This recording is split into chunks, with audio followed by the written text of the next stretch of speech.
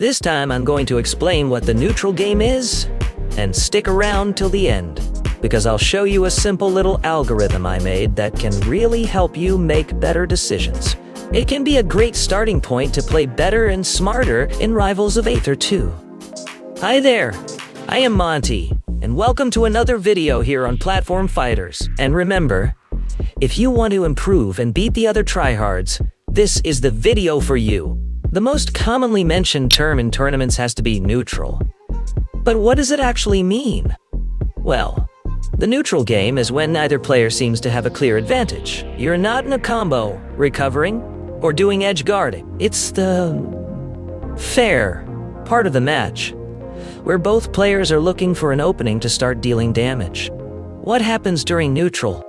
Both players move, position themselves, and try to read each other. They throw out safe attacks, projectiles, feints, or quick movement options to force a reaction. Both players are trying to trick the other into making a mistake. The goal of neutral is to be the first to gain an advantage without taking too much risk. That could mean winning a trade, landing a well-spaced attack, punishing a whiff. But how do you win neutral? With movement. Wave dashes, dash dancing, jumps, with spacing, throwing out safe, well-placed attacks. With pressure, limiting your opponent's movement using hitboxes or projectiles. With patience, waiting for them to commit first. Example in Rivals of Aether 2. Aether wants you to approach poorly so he can hit you hard. He'll freeze the stage, fake movement to bait an attack, and take stage control. Maple wants instant freedom. Set traps, plant her seed in you. Land quick hits and get out. Zetterburn might prefer to confuse you with his agility, force a mistake, and then go in. Or maybe he will wait for you to slip up and punish with a projectile. But as soon as someone lands the first hit or baits the other into a trap, the neutral is over, and the punish game, or combo game, begins. That's when the game state shifts.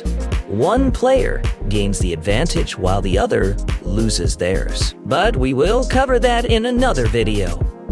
In theory, a player with perfect neutral would always win without taking any damage. Though, to be fair, that's way too far from reality, even at the highest levels of competitive play. In brief, neutral is like a high-speed game of chess. Both players are trying to gain space, apply pressure without getting punished, and land that first hit that shifts the momentum of the match. Now that we understand neutral, it's time to level it up.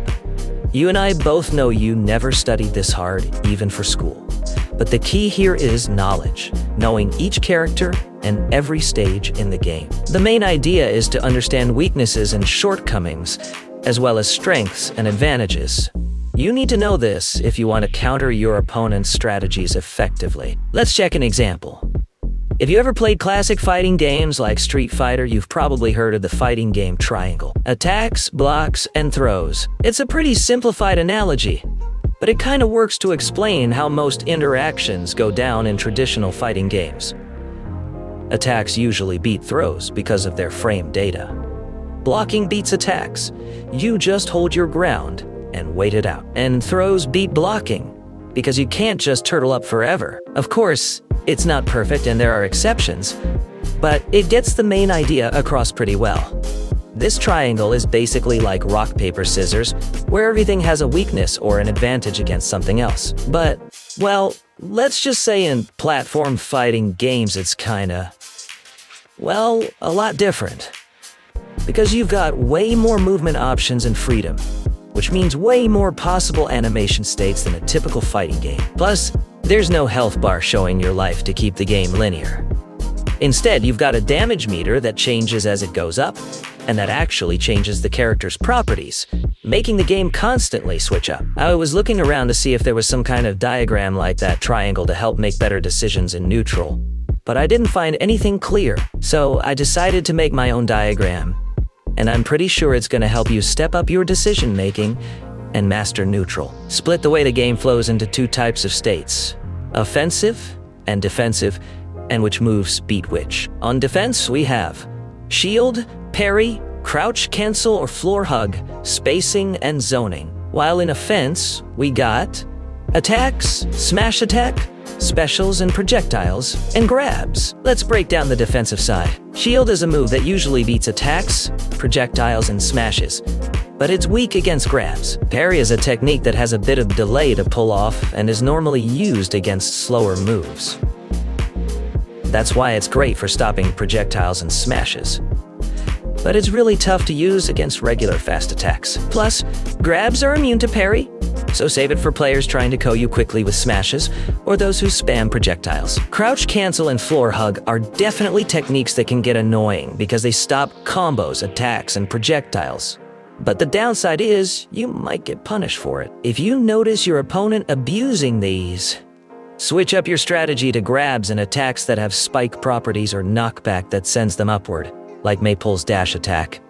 Even though smashes can beat crouch cancel, it's not the best option since your opponent can usually react to it.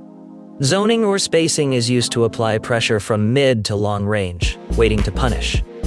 It uses your character's space to avoid grabs, quick attacks, or smashes. But if you're up against opponents with projectiles, be careful. This is a common way to pressure spacing. Also, in close combat, the one who controls spacing better usually wins. For example, Loxodon versus Clarin. Both characters use this defensive state to break neutral, but Loxodon, having more range, can often outspace Clarin in this matchup.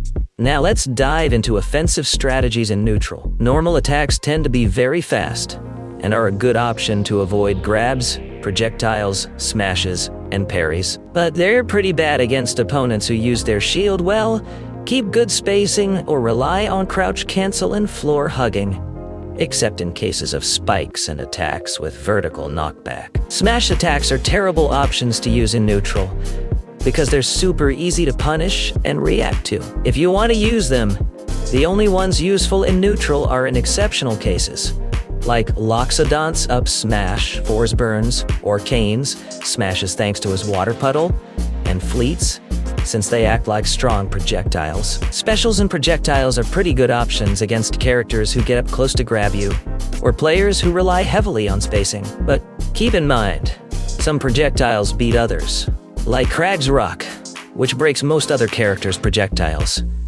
Also, if you spam these too much, your opponent can parry and punish you for it. Finally, grabs. Versatile techniques that can break defensive strategies in neutral like heavy shielding, parries, and crouch cancels. Use them in moderation so your opponent doesn't catch on and start dodging. At the end of the day, every player develops their own unique style to play neutral right, and honestly, none of them have to be exactly wrong. There are a lot of different approaches and tools that make it work. After all, this is like music you can improvise and sounds good, each player setting the rhythm to try to make the other dance to their beat. Well, that was all about the neutral game. If you found this content helpful, consider give your like to this video and subscribing to my channel. I leave all my social networks in the description of this video. If you want to support me and help me to bring you more videos, you can find the information below. Leave your comments and opinions and I will check them out. Thank you very much and see you next time.